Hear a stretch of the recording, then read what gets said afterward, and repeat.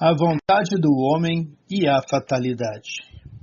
Livro dos Espíritos, questão 860. O homem, por sua vontade e ações, pode fazer com que os acontecimentos que deveriam ocorrer não ocorram e vice-versa?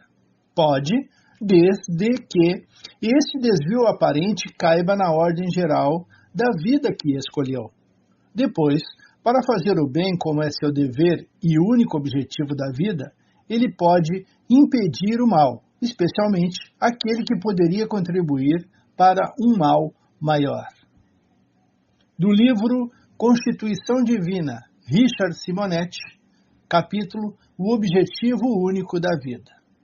Há na resposta dos espíritos 3 preposições que, se observadas, operariam radicais transformações no comportamento humano. Primeira, a prática do bem, o objetivo único da vida. Somos instrumentos da vontade divina. Aqueles que servem, empolgados pelo ideal do bem, queimam etapas evolutivas, caminham mais depressa, atingem a santidade antes mesmo de serem sábios. Segunda, com a prática do bem, facultado é ao homem impedir o mal. O exercício do bem não só torna tolerável o mal que nos é atirado, como nos ajuda a extingui-lo, evitando que se alastre. Se alguém me dirigir palavras ásperas e deseducadas, só nos atingiria se passássemos recibo, deixando-nos dominar pela irritação. Se exercitamos a compreensão, conservando o equilíbrio, não só me isentarei do mal que me dirigiram, como evitarei o mal maior. O revide furioso, passível de gerar atritos violentos e até confrontos físicos de graves consequências. Terceira, acontecimentos funestos podem ser evitados pelo homem se essa mudança tiver cabimento na sequência da vida que ele escolheu. Não obstante, o bem que venhamos a praticar, há males que, por sua natureza, não podem ser afastados, porquanto são necessários à nossa economia espiritual. Sabemos que muitos espíritos planejam, ao reencarnarem, determinados males físicos, que atuarão como estímulos a um comportamento contido, em face de suas tendências inferiores. Por maior seja seu esforço no bem, não se isentarão plenamente do espinho na carne, mesmo porque, se isso ocorresse, provavelmente se distrairiam dos bons propósitos ante a fragilidade de suas virtudes. Livro dos Espíritos, 861. O homem que comete um homicídio sabe, ao escolher a sua existência, que se tornará um assassino? Não. Sabe que, escolhendo uma determinada espécie de vida, poderá ter a possibilidade de matar um de seus semelhantes, mas não sabe se o fará, porque há nele, quase sempre, uma decisão antes de cometer qualquer ação. Portanto, aquele que delibera sobre uma coisa é sempre livre para fazê-la ou não. Se o espírito soubesse antecipadamente que, como um homem, deveria cometer um assassinato, é porque isso estava predestinado. Entenda que ninguém foi predestinado ao crime, e todo crime, como todo e qualquer ato, é sempre o resultado da vontade e do livre-arbítrio. Além disso, confunde sempre 2 coisas bem distintas: os acontecimentos materiais da vida e os atos da vida moral. Se algumas vezes existe fatalidade, é nos acontecimentos materiais, cuja causa está fora de ti e são independentes da tua vontade.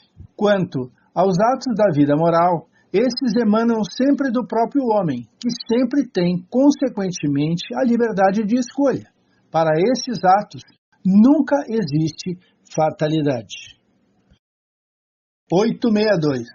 Existem pessoas para as quais nada sai bem e que um mau gênio parece perseguir em todas as suas ações. Não está aí o que podemos chamar de fatalidade? É uma fatalidade se quiseres chamar assim. mas é decorrente da escolha que essa pessoa fez para a presente existência. Porque há pessoas que quiseram ser provadas por uma vida de decepção, para exercitar sua paciência e sua resignação. Não acredites, entretanto, que essa fatalidade seja absoluta. Muitas vezes é o resultado do falso caminho que tomaram e que nada tem a ver com sua inteligência e suas aptidões. Aquele que deseja atravessar um rio a nado, sem saber nadar, tem grande probabilidade de se afogar. Assim é com a maioria dos acontecimentos da vida. Se o homem somente empreendesse coisas compatíveis e de acordo com suas capacidades, quase sempre teria êxito. O que faz com que se perca é seu amor próprio e sua ambição, que o fazem sair de seu caminho e o induzem a considerar como vocação o desejo de satisfazer certas paixões. Ele fracassa, e é por sua culpa, mas em vez de admiti-la espontaneamente, prefere acusar sua estrela. Seria melhor ter sido um bom trabalhador e ganho honestamente a vida do que ser um mau poeta e morrer de fome. Haveria lugar para todos, se cada um soubesse se colocar em seu lugar. 863. Os costumes sociais não obrigam o homem a seguir determinado caminho em vez de outro? E ele não está submetido ao controle da opinião geral na escolha de suas ocupações? O que se chama de respeito humano não é um obstáculo ao exercício do livre-arbítrio? São os homens que fazem os costumes sociais, e não Deus. Se a eles se submetem, é porque lhes convém, e isso ainda é um ato do seu livre-arbítrio, uma vez que, se quisessem, poderiam libertar-se deles. Então, por que se lamentar? Não são os costumes sociais que devem acusar, mas seu tolo amor próprio, que os leva a preferir morrer de fome a abandoná-lo. Ninguém levará em conta esses sacrifícios feitos à opinião pública, enquanto Deus levará em conta o sacrifício que fizerem à sua vaidade. Isso não quer dizer que seja preciso enfrentar essas opiniões sem necessidade, como fazem algumas pessoas que têm mais originalidade do que verdadeira filosofia. Há tanto desatino em alguém se fazer objeto de crítica ou parecer um animal selvagem, quanto existe sabedoria em descer voluntariamente e sem reclamar, quando não se pode permanecer no topo da escala. 864. Existem pessoas para as quais a sorte é contrária, outras parecem favorecidas, pois tudo lhes sai bem. A que se deve isso? Frequentemente, porque elas sabem orientar-se melhor, mas isso pode ser também um gênero de prova. O sucesso as embriaga, elas confiam em seu destino e, frequentemente, acabam pagando mais tarde esses mesmos sucessos com cruéis reveses que poderiam ter evitado com a prudência. 865. Como explicar a sorte que favorece certas pessoas na circunstância em que nem a vontade nem a inteligência interferem? O jogo, por exemplo. Alguns espíritos escolheram antecipadamente certa espécie de prazer. A sorte que os favorece é uma tentação. Quem ganha como homem, perde como espírito. É uma prova para o seu orgulho e sua cobiça. 866. A fatalidade que parece marcar os destinos materiais de nossa vida seria também o efeito de nosso livre-arbítrio? Tu escolheste as provas. Quanto mais for rude e melhor a suportar, mais te elevareis. Aquele que passa a vida na abundância e na felicidade humana são espíritos fracos, que permanecem estacionários. Assim, o número de desafortunados ultrapassa em muito o dos felizes neste mundo, já que os espíritos procuram na maior parte a prova que será mais proveitosa. Eles veem muito bem a futilidade de tuas grandezas e prazeres.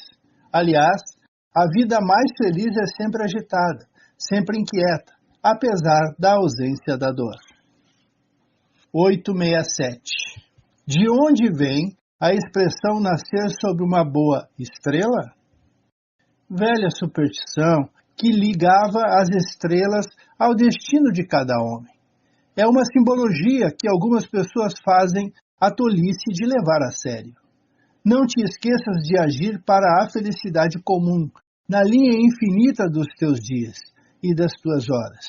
Todavia, para que a ilusão não te imponha o fel do desencanto ou da saudade, ajuda a todos indistintamente, conservando acima de tudo a glória de ser útil, de modo que haja em nós o mesmo sentimento que vive em Jesus. Vamos ficar por aqui, agradecidos e pedindo sempre: Jesus, esteja conosco.